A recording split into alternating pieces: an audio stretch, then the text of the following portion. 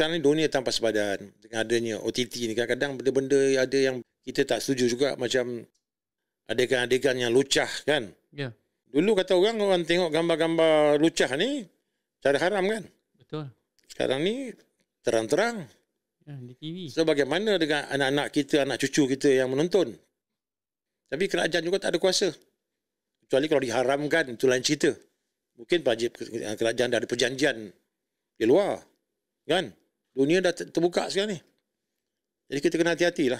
Bagi saya, lembaga penapis dalam konteks local film atau local drama, lembaga penapis filem perlu ada, harus ada untuk kita menjaga tata susila